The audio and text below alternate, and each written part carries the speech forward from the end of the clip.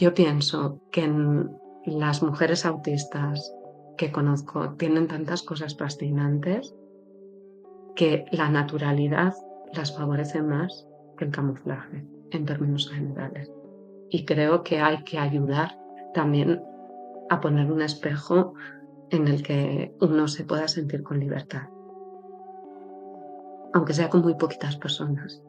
Igual es con 2 o 3, decía Cortázar en una entrevista que le dijeron, tú de pequeño no tenías amigos, dice, me he ahorrado todos los que voy a perder por el camino, que los vamos a perder todos, porque a la hora de la verdad las personas contamos con 2 o con 3 como mucho. Entonces Cortázar decía, yo me he ahorrado todo ese proceso.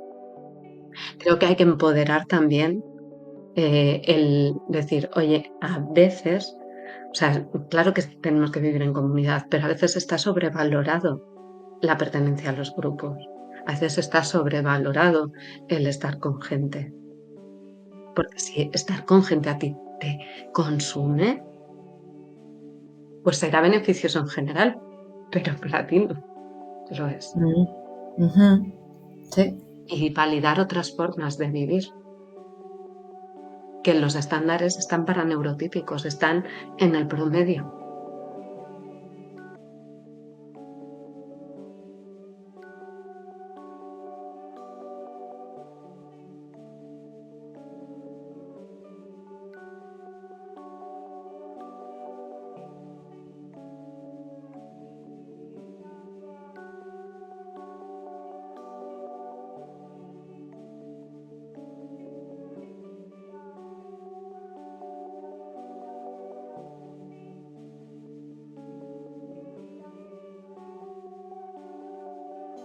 María, aquí estamos otra vez después de un comienzo un poco atropellado. Así que, bueno, aquí estamos. Te preguntaba, ¿cómo es que llega María a interesarse en el mundo del autismo? Y hasta el día de hoy, si no me equivoco, son que más de 20 años ya, ¿no? De Desde el trayectoria, año recorrido. 2004, sí, Sí. 21, desde el año 2004 en Ok, concreto. entonces vamos a empezar un poquito por ahí, María, ¿te parece? Muy bien, hombre, es una buena pregunta porque yo sí que he percibido o he sentido a lo largo de todos estos años que las personas que se quedaban se enganchaban, ¿no? O sea, que el autismo es como que no te deja indiferente, o sea, empiezas a trabajar y sobre todo en esa generación, en las generaciones mm, de 20, 30 años para atrás, ¿no? Eh, que había autismo con grandes necesidades de apoyo, pero también con grandes desafíos conductuales.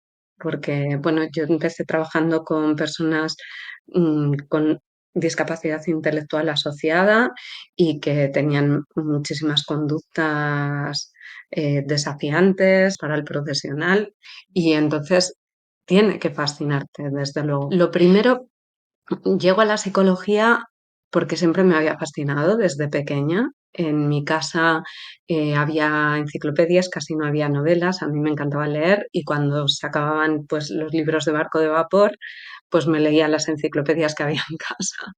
No la Larousse, que la Larousse no me atraía mucho, pero había una de medicina que tenía una sección de psicología y eso me fascinaba. Así que más o menos en torno a los 10 años pensé, "Buah, hay algo que es dedicarse a ayudar a los demás y que además trata de todos estos temas que a mí me fascinan, ¿no? O sea, por qué soñamos, por qué hay personas diferentes, por qué eh, surgen los problemas de salud mental. Y bueno, o sea, lo veía, ¿no? En el entorno y me interesaba dar respuestas a todo eso. Y al autismo no pensé que fuera a llegar nunca. A mí me interesaba lo que más el trastorno mental grave. Me formé, hice un curso de posgrado para trabajar en trastorno mental grave y, esto me inquietaba mucho, me sigue inquietando. O sea, es una población que pienso que tiene un duelo inmenso, a diferencia del autismo, porque naces, ¿no? O sea, ahora sí que sé que en el autismo hay también ese duelo que es de la identidad no conocida, de la identidad no vivida con plenitud. Pero en el momento en que empecé yo a trabajar lo veía un poco diferente.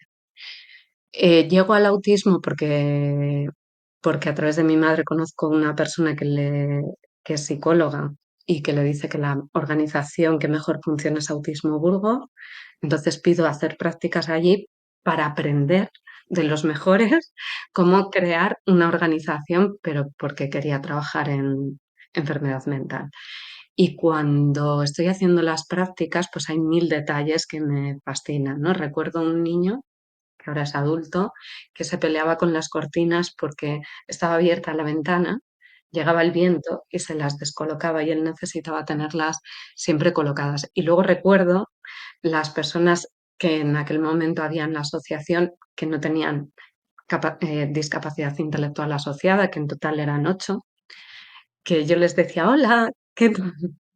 Y me ignoraban por completo. Entonces esto a mí me producía una sensación como de desafío, de ternura, de reto, ¿no? Mental, que me fascina.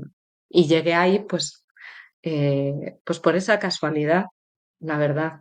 Enseguida me ofrecieron un trabajo precioso y es verdad que durante un año y medio, más o menos, mi trabajo fue cuidar de una niña autista con grandes necesidades de apoyo, de la que aprendí muchísimo y que la adoro, que ahora es una adulta de 30 años. Mm. ¿La sigues viendo? Sí, la sigo viendo, por supuesto, y, o sea, y además ella es mínimamente verbal, pero recuerda las conversaciones que teníamos cuando pasábamos todos los días juntas, recuerda las canciones que nos cantábamos y entonces es una relación de un amor, vamos, a mí me encanta verla. Y entonces, María, por ejemplo, ¿en qué momento haces ya como digamos, el foco en mujeres, ¿no? Porque entiendo que llega un momento donde, bueno, en todo el ciclo vital, ¿no? Infancias, adolescencias, adultez, pero hay un salto, si no me equivoco, en el que empiezas a concentrarte más en mujeres adultas. ¿Es así? ¿O cómo fue que hiciste como pues sí, Bueno, o ese sea, viaje? Ujú. el foco sí le puse claramente en mujeres adultas y en mujeres.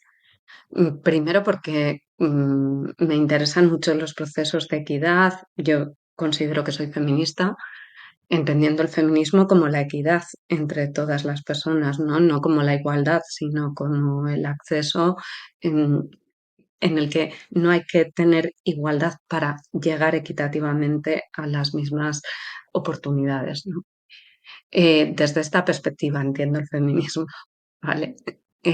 Por otro lado, llego a un proyecto europeo que se llama Autism Pink, que es un proyecto que empieza en 2010, que está focalizado solo en mujeres y es un proyecto pionero en Europa. Entre otras personas, ahí estaba Judith Gould, que había trabajado con Uta Frith, aquella persona que había sido mi referente literario, porque lo primero que me leí de autismo fue de ella.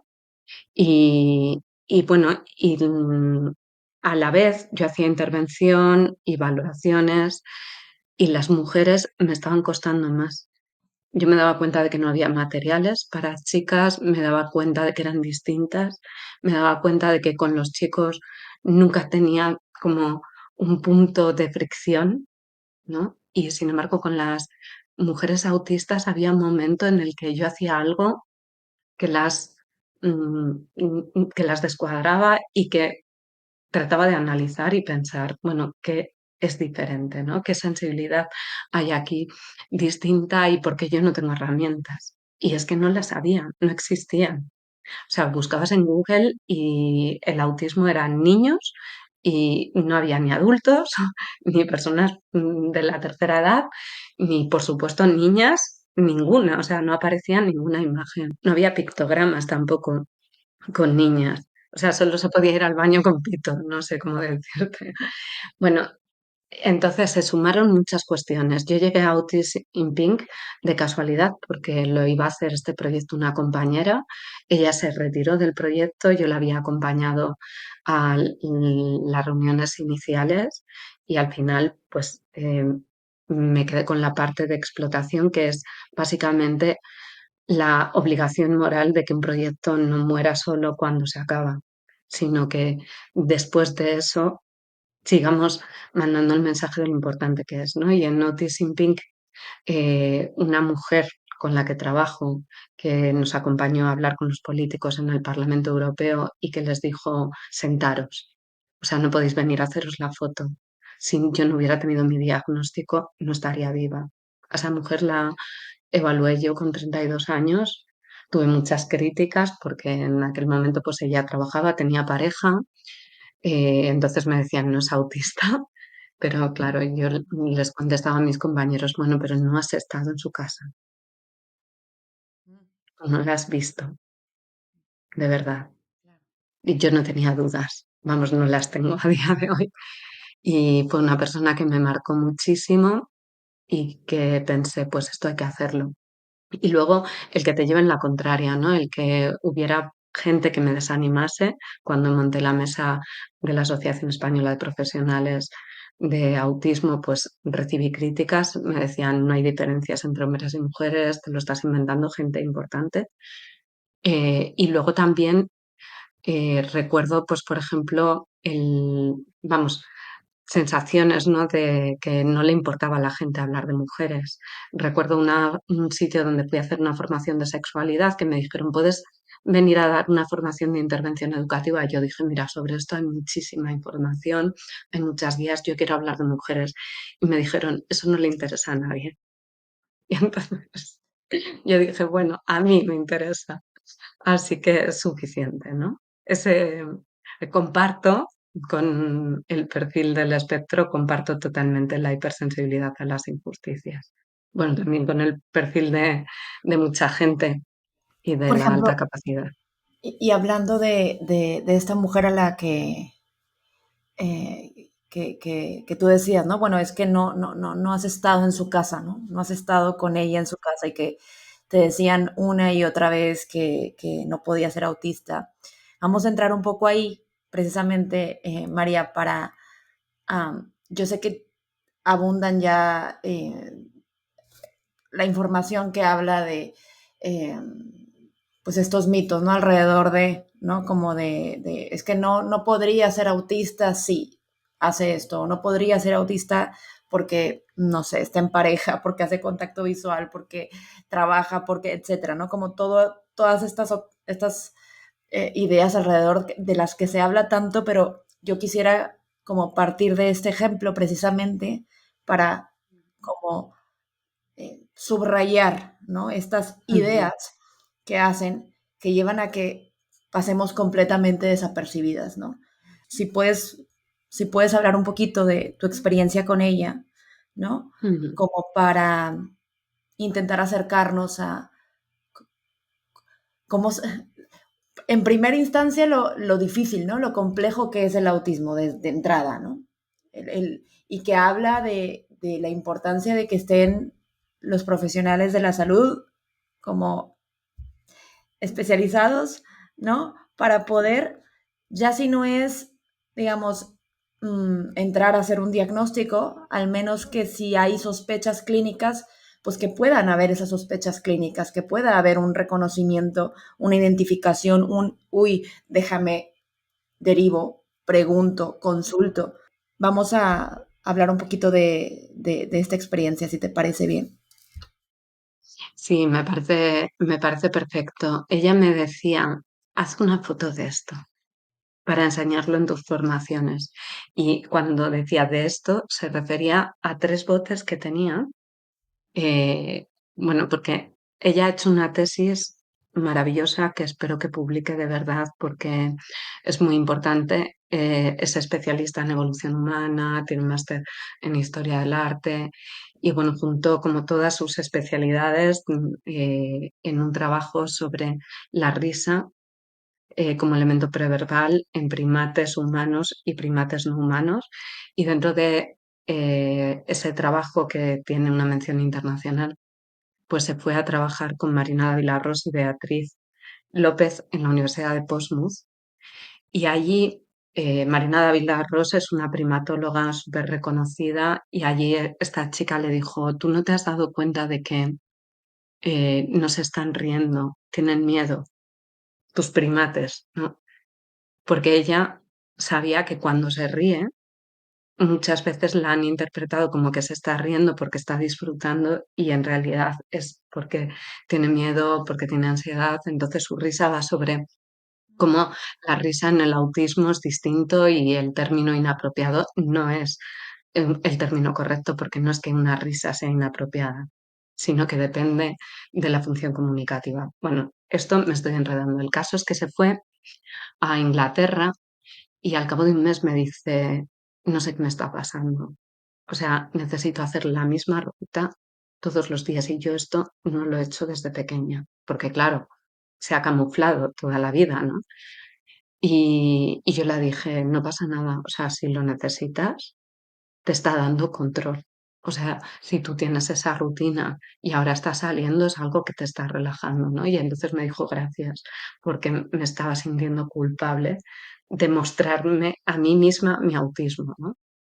Y decidí ir, fue un viaje de 24 horas, muy aprovechado, la verdad, hasta Portsmouth para poder hablar con Beatriz y ayudarla a organizar y estructurar el día a día, porque igual esta chica no lo había solicitado. ¿Sabes? Estaba súper nerviosa y lo que hacía en esas rutas era encontrarse cosas. Y se encontraba tornillos, se encontraba pounds, que me decían, los ingleses están locos, tiran el dinero. Y se encontraba botones, collares, y entonces tenía 3 botes que había llenado en un mes, cada uno con cositas de estas.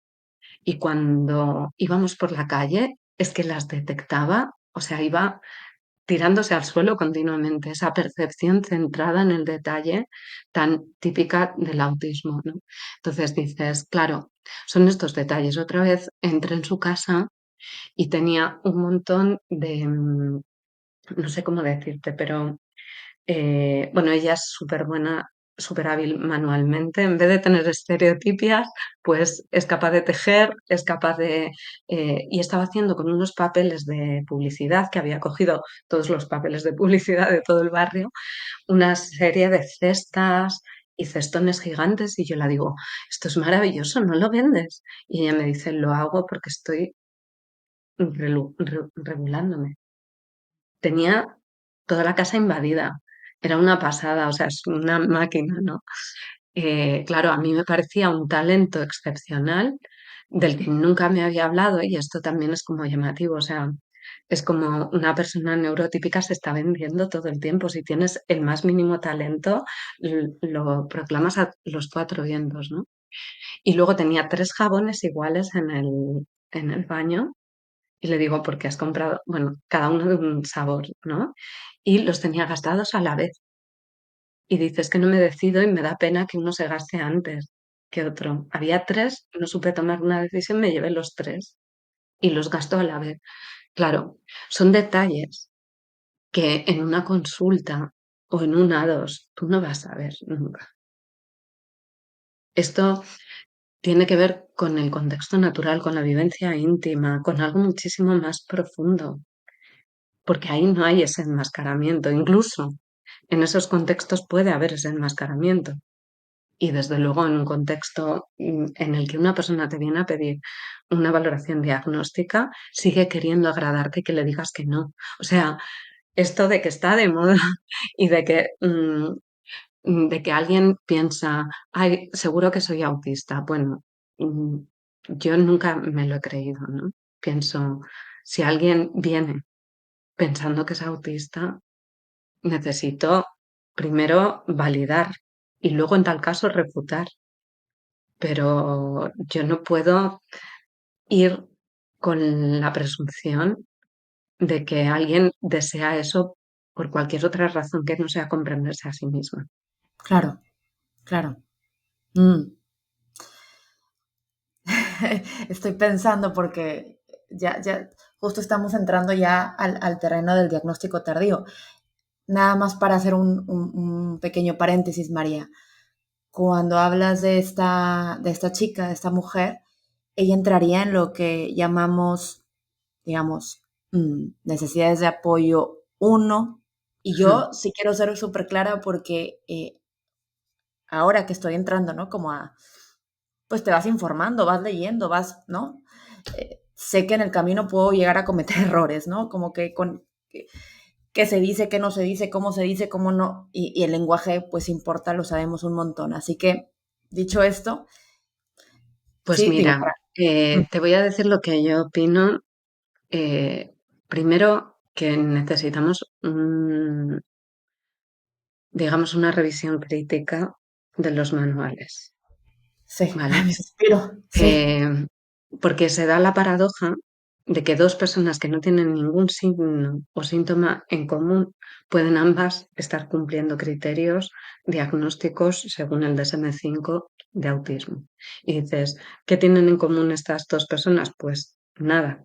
O sea, tienen en común las bases de las alteraciones, pero los síntomas, la forma en la que lo manifiestan, puede ser distinto. También sucede que los niveles de apoyo, que es como un orientativo para decir, bueno, esta persona además tiene discapacidad intelectual o no, y normalmente el 3 se atribuye a personas con una discapacidad intelectual severa asociada, el nivel 2 con una discapacidad intelectual moderada o un CI límite, y el nivel 1 para el resto.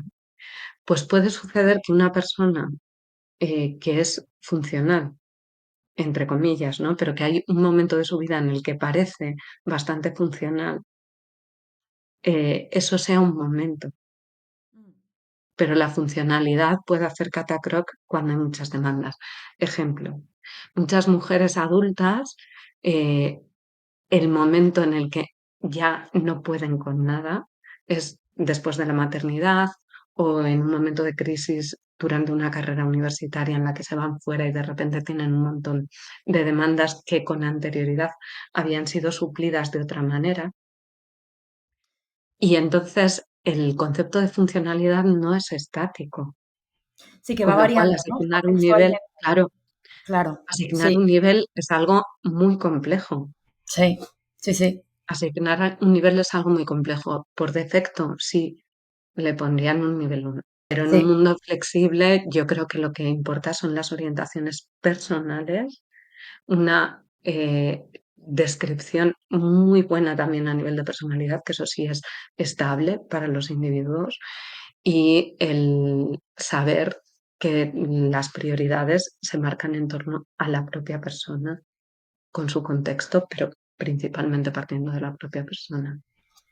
claro. Es lo mismo como podría estar en casa, ¿no? Si, digamos, todo mi entorno es lo más amable posible, ¿no? Y como estoy tranquila bueno, eso, digamos, la manifestación va a ser muy distinta, ¿no? Según el contexto, ¿no? Como poder tener eso claro, ¿no? Y según el momento vital, Es dinámico todo el tiempo, es claro. dinámico y según el momento, porque igual tú has aparentado funcionalidad porque has estado sobreesforzándote muchísimo tiempo y hay un momento en el que eso mm, se paga con somatizaciones físicas, con enfermedades físicas y desde luego muchas mujeres pues experimentan una fatiga crónica, una desregulación del sistema nervioso, que esto habrá que trabajar muchísimo más con la comunidad médica desde la perspectiva biológica, pero, pero sin perder de vista cuál es el estrés continuado que está también contribuyendo a un endofenotipo, ¿no? Mm. Sí, como tener también esto claro, ¿no, María? Y es lo que he aprendido como hasta el día de hoy, ¿no? Identificar como la especificidad, ¿no? ¿Qué es lo nuclear? ¿Cierto? Como, Mm. ¿no? Sí, Como sí, mm, lo que entiendo es que más allá de las conductas, como ver como esos procesos que subyacen, ¿no? absolutamente. O sea, Como, más allá de la conducta, ¿cómo te estás sintiendo? ¿Qué esfuerzo te genera a ti? ¿Lo haces desde una intelectualización o es espontáneo? ¿Es algo innato? Quiero decir que una conducta puede ser o no innata. Las habilidades sociales a priori son innatas, pero las conductas que implican habilidad social pueden ser aprendidas. Es decir, por ejemplo, que alguien resulte natural saludando, introduciendo un tema de conversación, haciendo amigos nuevos, proponiendo planes, es algo innato. Ahora, alguien puede proponer planes y a ti sonarte cero natural, pues también, porque ahí hay mucho más que... Y eso que detrás es como funciona pero no funciona, porque no hay espontaneidad real. Esto es más sutil y es más profundo, creo que es un poco a lo que te refieres, ¿no? Cuando dices vamos a lo nuclear. Vamos a lo nuclear. Sí, y ahora bueno, nos fuimos por otro lado, pero justo cuando te tuviste en la parte de que cuando alguien llega contigo y tiene esta sospecha, ¿no? Bueno, sospecho que soy autista porque lo vi, porque lo leí, porque lo que sea, ¿no? Como me gustó mucho esta parte que respondes, María, y si te parece, vamos a quedarnos ahí para ya saltar, ¿no? Como a esta parte del diagnóstico tardío y lo que eso abre y la resignificación. Y dijiste algo que me encantó, que dices, a ver, primero como validar, ¿no? O sea, después como vamos a revisar, ¿no? O Sí, refutar, ¿no? Pero de sí. entrada como esta posición, ¿no? De, mm, bueno, vamos a ver, que lleva a esta persona, ¿no? Como a contarme lo que me está diciendo, ¿no? Antes de invalidar, antes de decir cualquier otra cosa. Y este otro lado que dices que, claro, a ver, no es como que déjame me lo invento y quiero, ¿no? Pues porque quiero, sí, ¿no? Y todas las razones que pueden llevar a alguien a buscar, ¿no? Como qué tiene que estar pasando dentro de esa persona, ¿no? Para que la lleve a pronunciar esas palabras, acercarse con un profesional y decir, a ver, esto, ¿no? Que como ver un poco más allá, ¿no? Bueno, a ver qué me está tratando de decir, ¿no?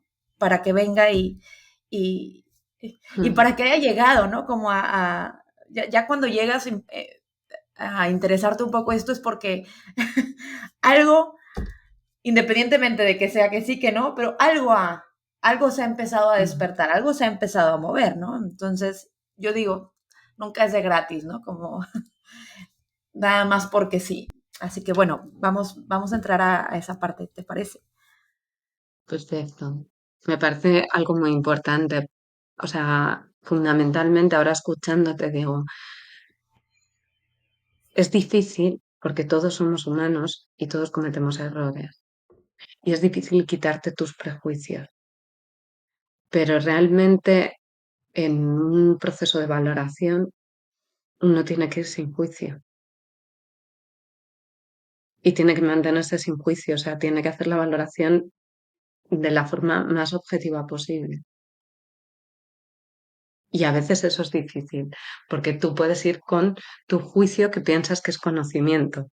En plan, lo que yo sé del autismo, a mí esto me pasaba pues sobre el año 2010-2012. eh, Recuerdo que me llegó una chica que yo sentí que era autista, pero es que no cumplía los criterios, no llegaba en el A2, no llegaba. Sus hermanas me decían, es que engaña a propósito, es que tiene mala leche. Y a mí me decían que en el autismo no podíamos atribuir mala intencionalidad y todos.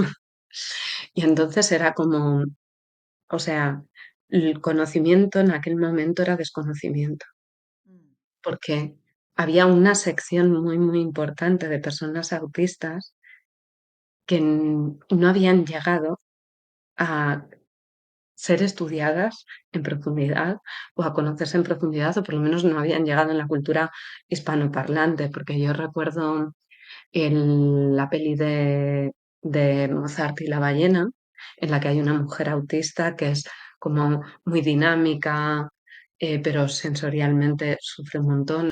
Y yo recuerdo poner esa película para concienciar sobre el autismo y muchos profesionales me decían, sí, pero esta chica no es autista, es un trastorno límite.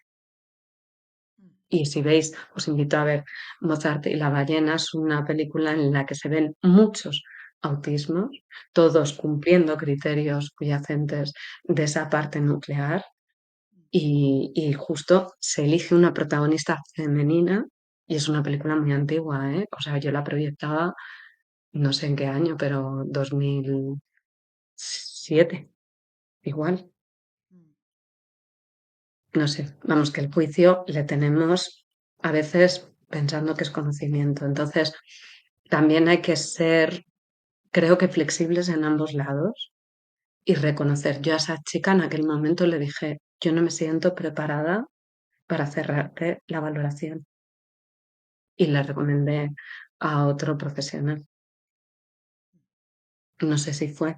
Luego yo siempre me quedé con esa espinilla porque mi corazón y ahora a día de hoy hubiera sabido cómo hacerlo, pero en aquel momento no tenía suficiente confianza en mi propio criterio.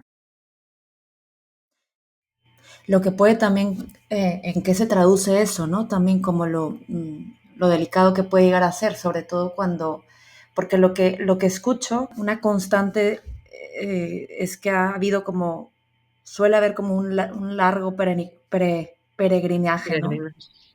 Sí, con un profesional, otro, un diagnóstico por aquí, por allá, ¿no? Como, ¿por qué pasa, por qué suele pasar esto, María? ¿Qué es lo que ahí vamos a hablar precisamente de lo complicado que puede llegar a ser, ¿no? Lo complejo que puede llegar a ser si no hay,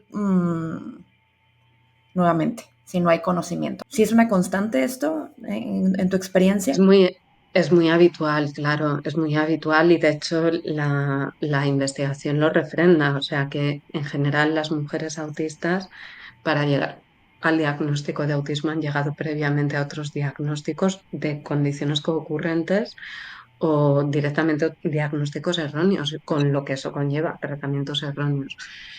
Yo creo que no es solo una cuestión de conocimiento, o sea, hacer una valoración diagnóstica en la edad adulta muchas veces es súper complejo. A veces no tienes informantes de infancia y esto es fundamental porque, porque esa diferenciación, o sea, los síntomas del autismo están desde la infancia y eso a mí me apoya muchísimo cuando hago una valoración, o sea, al irme allí. Y entonces a veces no tienes esos informantes, otras veces los recuerdos están muy borrosos, muchas veces sí hay esas coocurrencias psiquiátricas que hacen que todo sea más complejo, donde empieza y donde acaba, sobre todo si se juntan como todas estas secuencias y es un proceso larguísimo. Y Sí. entonces, ¿qué sucede? Que en los sistemas públicos, pero en los sistemas concertados y privados pasa un poco lo mismo. No nos damos el tiempo. Es como, una valoración diagnóstica son 6 horas, 2 horas pasar tal, tal, y no es real. No es real. O sea, yo hay valoraciones que es que no te puedo decir la cantidad de tiempo que me ha llevado porque me da vergüenza. Pero, y otras están muy claras pero hay veces que son inmensas y esto es un debate, ¿no? O sea, porque claro, también tienes que poner un precio a eso. Y, o sea, si nos pusiéramos el precio en el tiempo que considero que verdaderamente te puede ayudar a tener una idea profunda de la persona, es mucho. Mm. ¿No? Entonces hay que llegar a un término medio y a veces no tienes los medios. No hay herramientas diagnósticas específicas validadas, mm, hay pequeñas descripciones, pero no hay protocolos como tal, tampoco hay muchas herramientas de screening. Y luego hay que tener en cuenta que el camuflaje no es solo de las mujeres, también hay hombres que se camuflan. Mm.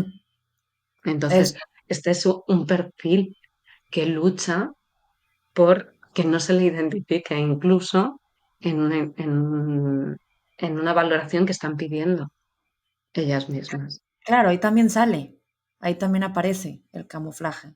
O Sí, sea, le agregamos todavía 10 capas más, ¿no? De complejidad al proceso, ¿cierto? yo creo que es un proceso que te exige muchísima focalización. O sea, yo siento que o sea, que en mi trabajo, por ejemplo, pues tengo mil cosas que hacer. Y entonces tardo en hacer una valoración porque el día que me pongo a redactarla, es que necesito muchas horas del tirón para poder escuchar los audios, volver a mirar todo, porque necesito bucear en la persona. No puede ser un rato y otro y en el rato que me pilla bien. Es que es un proceso que exige que estés ahí porque es muy importante para la persona que está enfrente y a la que le vas a hacer la devolución. Y a veces no tenemos las condiciones. Y yo creo que esto también hay que tenerlo en cuenta. Vamos ahora, porque digo, voy a tener 50,000 preguntas y van saliendo más, no entramos. Entonces, bueno, volviendo al diagnóstico tardío, que ya me estaba empezando a ir.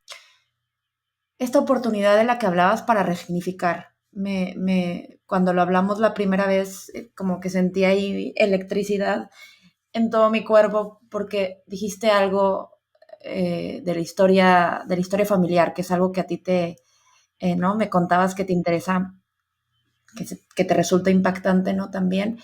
Y decías, resignificar no solo la propia vida, ¿no? Sino también la de tus padres, y hablabas de un dolor bidireccional. Cuéntame un Mm. poco, María, ¿a qué te refieres con esto? De ¿cómo se ve eso de resignificar también ¿no? La vida de los propios padres? ¿De qué va Sí, eso? un poco por contextualizar, ¿no? O Sí, sea, sí. nosotras tuvimos una reunión previa y entonces estuvimos hablando un montón. Y bueno, yo te comentaba que la primera pregunta que yo lanzo es, o sea, ¿qué estás buscando? ¿No? ¿Para qué? ¿Para qué este proceso? ¿Por qué te haces esta pregunta? ¿Qué es lo que esperas de la respuesta? ¿No? Y entonces, para mí es muy, muy importante dar respuesta a esto. La que más me encuentro es la respuesta de necesito entender mi propia historia de vida. Y es verdad que cuando haces como todo el proceso de valoración, hay una parte muy importante que es los antecedentes, o sea, como el contexto familiar, el contexto que rodea a la persona, cómo ha sido la relación con los padres, cómo es la relación de hermanos, de tíos abuelos. Y muchas veces, no es nada infrecuente, ha habido situaciones de verdadera fricción y conflicto, incluso traumáticas, ¿no? Con respecto a los padres. Esto nos lo decían también en la mesa de ATAP y las mujeres, muchas se sentían inseguras dentro de su propia familia. Y una de las cuestiones que se puede resignificar es todo el componente genético, porque no es lo mismo que tú identifiques tus propias conductas desde no hice esto porque no comprendía que lo tuviera que hacer. Y no es lo mismo ver a tus padres como que han sido fríos o que no han sabido cómo leerte, que no han tenido sus propias herramientas, que a su vez pues hay algo transgeneracional que se traspasa. Y, o sea, yo pienso que es más pacificador y que permite un resignificar esa experiencia familiar desde la no culpa, sino desde la comprensión. Y creo que esto genera empatía, ayuda, y la empatía es una herramienta muy, muy, muy, muy importante para tener paz mental. Es muy importante, porque no entenderse desde qué lugar se hacen las cosas hace que pienses que los demás son más crueles de lo que son.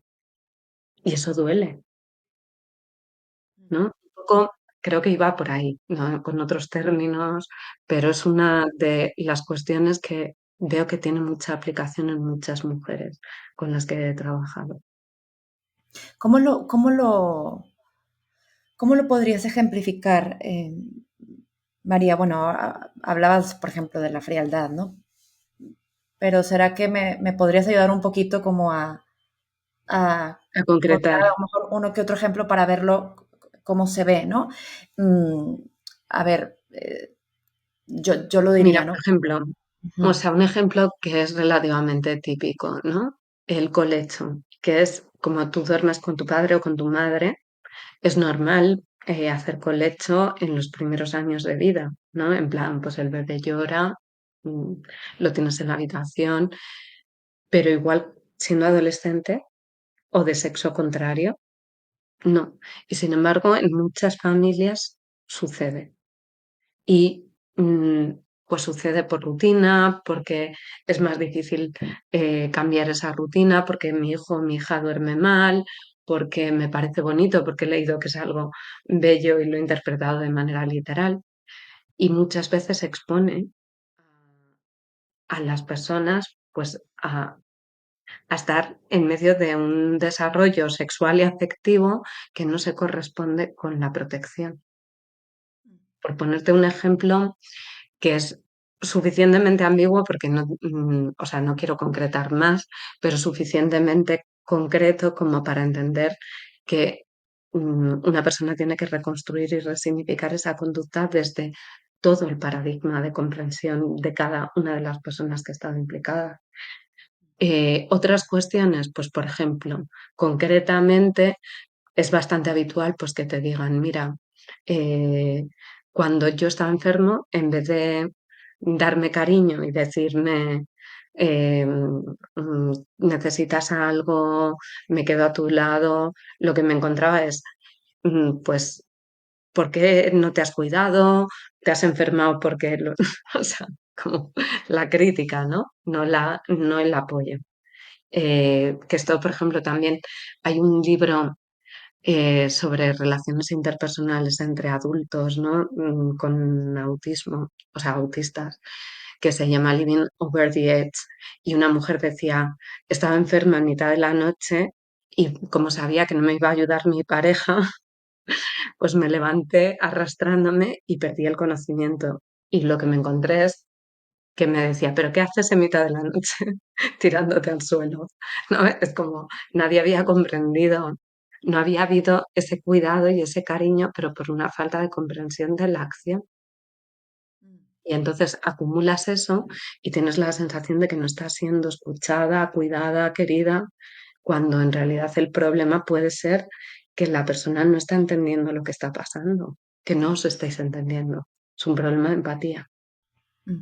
Que bueno, para que eso no dé pie, digamos, a otras cosas, a ver, esta idea de que no hay empatía es completamente falsa, ¿no? Estamos hablando de que puede haber en muchos casos hiperempatía, ¿no? Entonces, Hiperempatía.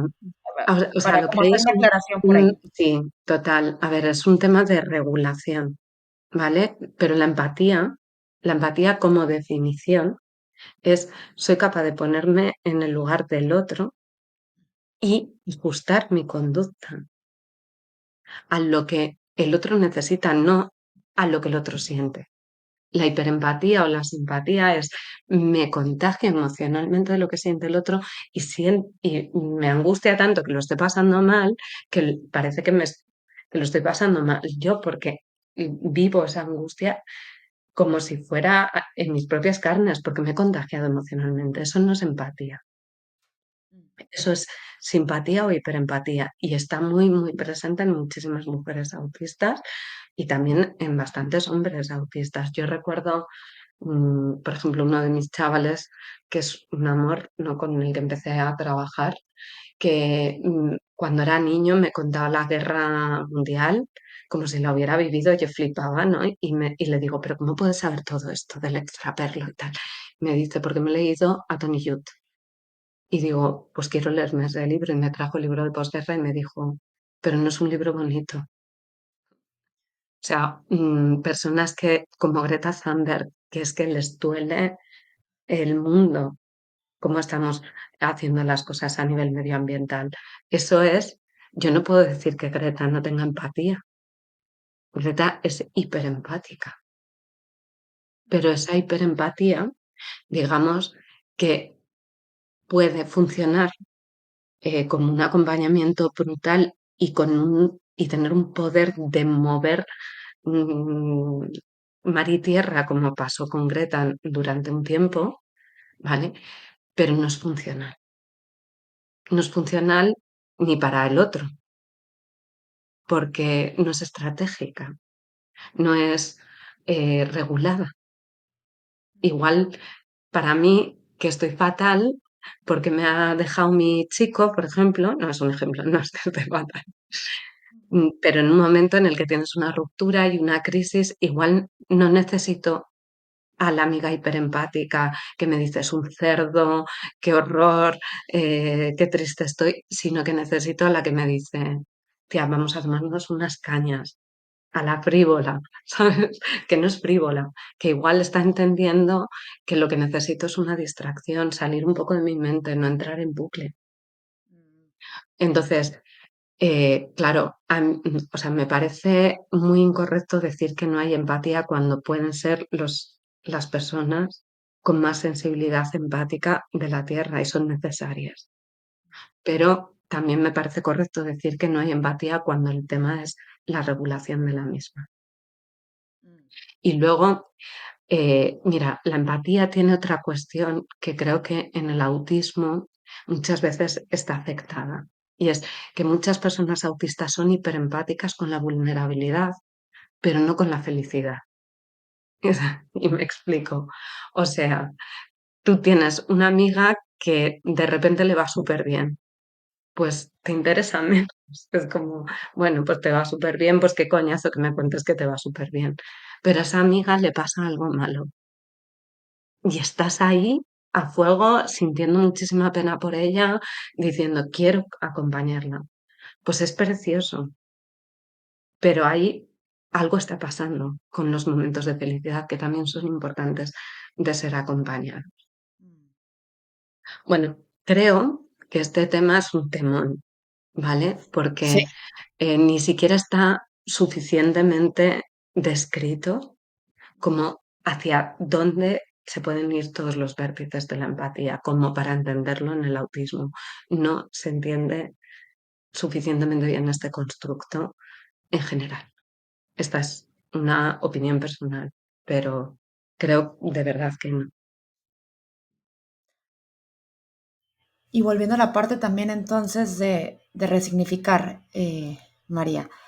Mm, a ver, porque esto se conecta también con la parte de la intervención, ¿no? En autismo, por ejemplo, en mujeres adultas. Y decías, el diagnóstico como, a ver, decías, el diagnóstico como oportunidad de mirarse con amor y descubrir fortalezas, ¿no? Decía, necesitamos tener la capacidad suficiente para reconocer a la persona que tenemos enfrente y entregarle algo que le dé fuerza e impulso. No de terminar con una nota negativa, decías, ni de centrarse solo en lo que tiene que mejorar, ¿no? Como, entonces, quiero partir un poco de ahí porque, importante, aquí no hay que curar nada, ¿no? Aquí no hay que, vamos a intentar que seas distinta para que entonces, y vamos a, no, no, no. ¿Cómo se ve eso, no, María? A ver, en tu experiencia trabajando años y años y años y años con mujeres adultas, porque creo que bueno, a ver, este es el primer episodio que grabo y me faltó, ya tenía mucho tiempo, la verdad, de no hacer estas conversaciones y me parece que, uy, como que se me han ido cositas, pero contextualizando un poco, estoy centrándolo en la medida de lo posible en mujeres adultas con diagnóstico tardío, ¿no? Entonces, como volviendo a traer el foco ahí, eso, ¿no? ¿Cómo se ve o cómo se empieza un acompañamiento? No sé, la palabra intervención, Mm, no sé, sí, cómo. mira, o sea, creo que no hay ningún comienzo igual, porque cada persona viene en un momento con una necesidad, con una casuística, con... No me gustan las relaciones en las que se genera codependencia, creo que con esto tenemos que tener muchísimo cuidado. Y tampoco las relaciones paternalistas, maternalistas, como queramos llamarlo, en las que uno está, yo tengo la llave y tú no, ¿no? O sea, es como, no, no. Creo más bien que, que hay cuestiones que ayudan un montón, ¿no? Por ejemplo, ayuda el, el que la persona vaya partiendo de sus propias capacidades y de sus propios talentos y de su propio aprendizaje. O sea, el aprendizaje por descubrimiento tiene un impacto muchísimo mayor que alguien te diga, haz esto otro, o en estas situaciones tienes que vivir esto. Entonces, creo que el acompañamiento, pues por ejemplo, con preguntas, es muy útil. Es verdad que hay muchas personas autistas que en un momento determinado necesitan algo mucho más directivo, que es, tía, para, esto tienes que dejarlo ya. Porque, ¿En qué sentido, por ejemplo? ¿Qué sería ese tienes que dejarlo ya? ¿A qué te pues refieres? mira, o sea, muchas personas, por ejemplo, una chica con la que he trabajado este año que tenía una adicción enorme a redes, ¿no? Y entonces estaba todas las noches pues durmiendo fatal, creando un ritual en torno a las aplicaciones y a stalkear a gente que generaba muchísima ansiedad, pero a la vez estaba adicta total, ¿no? Pues ahí, por ejemplo, es como, o sea, no, ¿sabes? O sea, a partir de las 9 de la noche esto va a desaparecer y esta conducta no la puedes llevar acá. Y me voy a encargar de que esto sea así. ¿Sabes? O sea, yo ahí hice una intervención hiperdirectiva, pero esa chica se ha desenganchado, está muchísimo más contenta, al principio me odiaba y es verdad, o sea, y lo veía como una intromisión, ¿no? Porque además yo conté con su contexto para llevar a cabo ese, esas pautas, porque es importante, a veces tú sola no puedes. Por ejemplo, en contextos de adicción o de enganche emocional, a veces no puedes, ¿no? Y necesitas claridad enfrente. O que alguien te diga, o sea, esta persona está abusando de ti. No, es que no hay duda. O sea, hay un momento en el que la ambigüedad, los modelos de intervención clásicas en autismo no funcionan. Ahora, en general, yo pienso que las personas tienen sus propios talentos y que primero tienes que mirar dentro. O sea, yo prefiero que me digas, decirte, o sea, si me estás consultando sobre esta relación, ¿por qué es? ¿Estabas segura o te estaban dando dudas? Pues sobre las relaciones en las que tenemos duda, un poco de caso tenemos que hacer a nuestra intuición, ¿no? Por ejemplo, la- mm, cada situación es súper distinta y súper parecida a la vez. Pero hay mujeres que, por ejemplo, necesitan estructura para algunas cosas porque eso se les están yendo los horarios de madre, de repente tienen mil cosas que dicen, jo, no soy capaz de levantarme, no soy capaz de preparar la mochila a mis hijos, no soy capaz tal, y dices, espera, ayúdame a elegir una, vamos a focalizarnos en uno, en una de esas situaciones, no vayas a por todo, lo elige ella, pero el papel en la persona que está acompañando tiene que ser facilitar. Y a veces ese facilitar es leer cada situación de una manera distinta. Necesitas, desde luego, en ese acompañamiento necesitas ser muy flexible y tener una escucha súper, súper, súper intensa. Pero esto es como en cualquier proceso, ¿eh? Lo que pasa que siendo conocedor de los rasgos autistas, pues tú sabes que a veces esa estructura ayuda. Poner pautas más claras, seguir un poquito más de cerca si se están llevando a cabo los objetivos. No sé, pero vamos, fundamentalmente la nota positiva es que para mí lo importante no es cambiar a nadie. Lo importante es que las personas se acepten tal cual son y se hagan esta pregunta. ¿Yo me cambiaría por alguien si pudiera? ¿O me gusta como soy? Porque igual estoy pensando que quiero cambiarme por cómo me han hecho sentir, pero es muy raro que de forma totalmente honesta alguien que ha convivido consigo misma toda su vida no le guste lo que hace, ¿sabes? O, no sé, o sea, puede pasar, ¿vale? Pero yo creo que hay que ir a ese amor propio, a ese decir, vale, lo podré tener más fácil siendo de otra manera, pero es que soy quien soy y me gusta como soy. Y desde ahí yo creo que hay una fortaleza brutal. Y luego en el autismo hay talentos.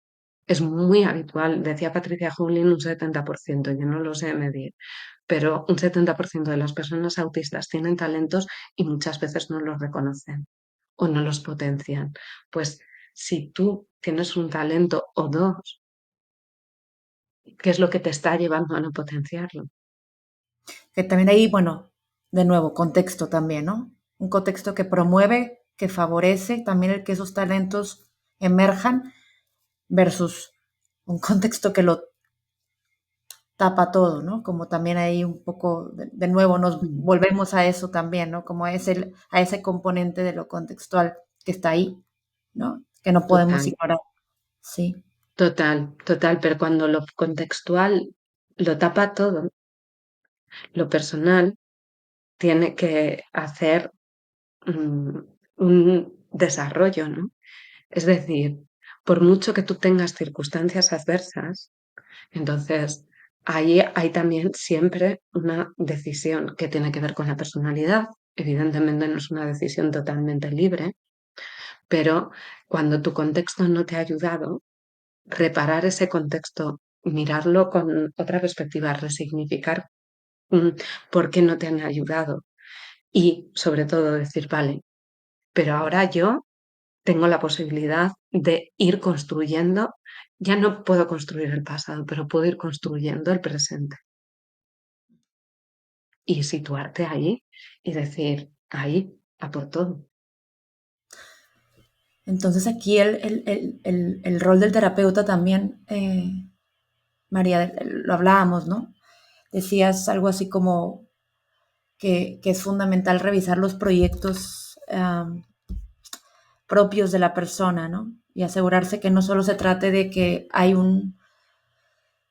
Mm, que hay una buena relación, ¿no? Terapéutica, sino que se está como, digamos, bueno, quiero verlo, ¿cómo lo ves tú, ¿no? Como esa parte de se está o no creando cambio, pero es que mi cabeza hace como que este cortocircuito porque es como, a ver, no queremos que cambie la persona, al mismo tiempo estamos apuntando hacia un cambio, ¿no? A ver, mm. me ayudas a ver cómo lo ves tú, ¿no? A ver, Claro, sí, cuando decías, cuando no se crea cambio, se daña, ¿no? mm, a ver, A ver, ahí va. el principio de cualquier eh, cuidado sanitario, el principio que manejan los médicos, que manejamos los psicólogos, es non docere, no dañar.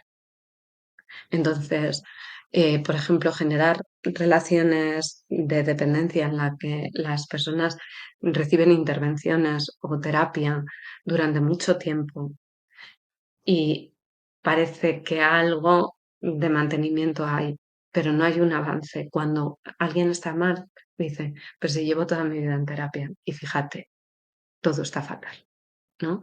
Esto daña, o sea, tiene un efecto de añadir a la persona cierto dolor de me he esforzado un montón y he tenido siempre apoyos, pero no sirve.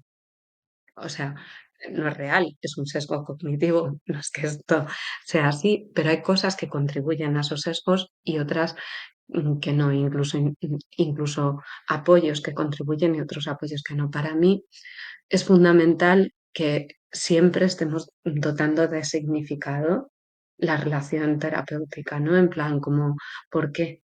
O sea, ¿por qué hoy estamos quedando? ¿Hasta dónde queremos llegar? ¿Qué es lo que quieres compartir? Pero, eh, ¿qué te vas a llevar, ¿no? De esta relación que me voy a llevar yo también, pero sobre todo que se va a llevar el otro.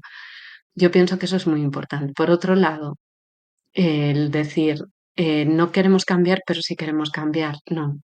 O sea, una cosa es que hay conductas que nos hacen daño y otra cosa es cambiar la personalidad. No te acepto es distinto de no acepto que no te esfuerces con esto. Es muy Mm, distinto, sí, ¿sabes? sí, sí. Es muy distinto centrarte en los hechos que en la personalidad. No es si no sacas buenas notas eres idiota, ¿no? O sea, si no sacas buenas notas puedes tener la capacidad de sacar buenas notas, pero que igual no has hecho nada. O sea, es devolver el locus de control interno, que es básicamente que la persona sienta que en ella está la posibilidad de mejorar los resultados de su vida, de su persona, pero el barro es el que hay. Por ejemplo, cuando decías, para regresarnos un poquito ahí, María, y esto me parece súper importante, y lo conectamos con esto que estamos hablando, es parte de, decías, muchos de los modelos de intervención, eh, digamos, no necesariamente van a funcionar con personas autistas. De nuevo, estamos haciendo el foco en mujeres adultas, pero Mm. háblame un poco de eso. ¿Qué termina? ¿Cuál es? No, sé que son. Háblame un poco de eso, ¿no? Como si fuera una cosa muy sencilla, ¿no? Pero bueno, ¿qué pasa? ¿Qué ocurre? Porque luego, ojo, esto lleva, y lo conecto con lo que acabas de decir, muchas veces a las personas autistas a decir, uy, eh, pues ni en esto, ni esto lo puedo hacer bien, ¿no? O yo no puedo aprender, no soy capaz de mejorar, no soy capaz nadie me puede ayudar, no me puedo sentir bien, incluso en esto, ¿no? Esto no, como que te empiezas a contar como muchas cosas del que el por qué no está pasando algo, ¿no? Que a ti te genere un poco de bienestar y lo Ujú, internalizas, ¿no? Como que esto tiene que ver con que algo yo no estoy haciendo bien. Más allá de aclarando de otra vez lo contextual, que no todo recae en la terapia, no todo ujú. se resuelve ahí, ¿no? Que hay una realidad también allá afuera, pero volviendo a lo que hablábamos, ¿por qué muchos de los modelos de intervención que conocemos no funcionan y por qué entonces sí que hay que hacer adaptaciones? O sea, ¿qué es lo que hay que hacer? ¿Qué, qué, Bueno, qué? es Ya, que a ver, los modelos son generalistas y las personas son individuales. Es decir, las personas empezando desde ahí. son partiendo de ahí. Mira, yo hice una tesis doctoral que empezó con programas de habilidades sociales y comunicativas para adolescentes y adultos autistas. Claro, cuando empecé a ver si estaban validados los programas que existían, pues resulta que no tenían evidencia de funcionar, o sea que la gente no mejoraba por participar en un programa de habilidades sociales. O sea, podían desarrollar conductas, pero lo que hablábamos antes, no es que eso se convirtiera en algo innato. Entonces tú puedes aprender la conducta de saludar y resultar pesada porque saludas a todo el mundo, igual las has aprendido, pero todos los factores contextuales no los has captado, ¿no? Y igual por ahí es la frustración. O sea, por mucho esfuerzo hay algo genuino que hace que no encaje en cualquier parte. Entonces, para mí es más importante decir, ¿por qué tienes que encajar a cualquier precio? Porque las personas podemos encajar siendo nosotras mismas, siempre y cuando se parta del respeto, ¿vale? Hay una serie de conductas y normas que es que son una cuestión de respeto y de invasión, de invalidación del otro y de violencia contra otras personas, que eso sí o sí lo tenemos que respetar todos, todos y que hay que aprenderlo, ¿no? Pero lo otro me parece más importante aprender a quererte y a decir dónde quieres estar que forzarte a ser alguien que no eres. Y en ese sentido, creo que las intervenciones clásicas para autismo, navegando eh, las habilidades sociales y tal, puede ser un punto de partida en infancia, pero no puede ser algo que funcione con adolescencia y con edad adulta. Es más importante conectar con las emociones, aprender a expresarlas. Si hay alexithymia, aprender otras fórmulas. porque una persona puede tener dificultad con el lenguaje, pero igual no a través de la música. Incluso si no son músicos, puede ser a través de canciones de otras personas o puede tener dificultades para identificar la rabia o la decepción, pero puede saber manifestarlo de una manera, regularse emocionalmente de una manera sana, si enseñamos eso, ¿no?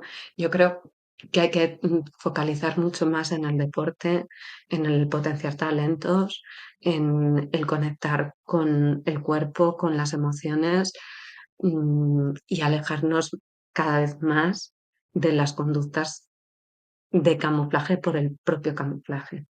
Y esto no significa que el camuflaje no sea válido nunca. O sea, esto me lo preguntaba una chica en terapia, me decía, es que cuando sé, porque me da miedo quitar todo el camuflaje, Sí, pero es claro. que tengo la sensación de que hay mucho camuflaje que va en inercia. Y digo, pues ahí vamos a diferenciar. Cuando un camuflaje que tú haces te es útil, no tienes por qué eliminarlo. Pero cuando pesa más los lados negativos, ¿no? El cansancio, el que luego te lleva a tener conductas compulsivas como atracones o compras compulsivas, eh, el que te sientes vacía porque dices, sí, me han hecho caso, pero es que no he sido yo misma en ningún momento, me he adaptado a todos los planes y no me apetecía ninguno. Bueno, pues cuando pesa más lo negativo, ahí ese camuflaje está sobrando. Igual hay que aprender a decir, oye, siento mucho no unirme a este plan y me voy, no te obligo a que te unas al mío. No monto una pataleta. O sea, he aprendido a mostrar quién soy sin que eso tampoco sea perjudicial, porque claro, ahí hay un tema de regulación emocional que hay que trabajar también. Pero vamos, yo pienso que las mujeres autistas que conozco tienen tantas cosas fascinantes que la naturalidad las favorece más que el camuflaje en términos generales. Y creo que hay que ayudar también a poner un espejo en el que uno se pueda sentir con libertad, aunque sea con muy poquitas personas. Igual es con dos o tres, decía Cortázar en una entrevista que le dijeron, tú de pequeño no tenías amigos, dice, me he ahorrado todos los que voy a perder por el camino, que los vamos a perder todos, porque a la hora de la verdad las personas contamos con dos o con tres como mucho. Entonces Cortázar decía, yo me he ahorrado todo ese proceso. Creo que hay que empoderar también el decir, oye, a veces, o sea, claro que tenemos que vivir en comunidad, pero a veces está sobrevalorado la pertenencia a los grupos. A veces está sobrevalorado el estar con gente, porque si estar con gente a ti te consume, pues será beneficioso en general, pero para ti no lo es. Mm. Y validar otras formas de vivir, que los estándares están para neurotípicos, están en el promedio. Sí, vas diciendo cosas que digo, bueno, es que esto podría ser infinito. Que, te voy a, si en algún momento me vuelves a decir que sí, te voy a invitar nuevamente porque es que consideras que mucho de los, como de las recomendaciones, estrategias, temas de habilidades sociales y demás que podemos ver hoy en manuales de intervención, están pensadas desde desde esta óptica, incluyendo regulación emocional y todo esto. Bueno, no, pero Peter Vermeulen, por ejemplo, sí que ha hecho un trabajo importante en ese sentido sobre la felicidad autista y también sobre las estrategias que sí son de afrontamiento y de regulación amables en el autismo, ¿no? Como el uso de steaming, el pedir explicaciones concretas en momentos comunicativos Bueno, Peter Vermeulen sí ha hecho un trabajo en este sentido, pero nos hemos comido el tiempo, ¿verdad? Sí, sí, sí, de hecho nos quedamos justo ahí y está bien, así lo abrimos para otro espacio y lo dejamos un poco ahí como puntos suspensivos, ¿no? Sí, quiero respetar el tiempo porque si no aquí me voy. Entonces, bueno, pues nada, María, de verdad que muchas gracias y, ay, me quedo con un montón de dudas y se me fue. Así que, pues Eugenia, que muchísimas, va. Me han encantado tus preguntas, gracias a ti. no sé si quieras agregar algo más, María, antes de irte. No, está perfecto. Agradecerte, Eugenia, que me hayas invitado, la profundidad de tus preguntas, de tu mirada, que hagas esto, que está genial. Te animo muchísimo con ello.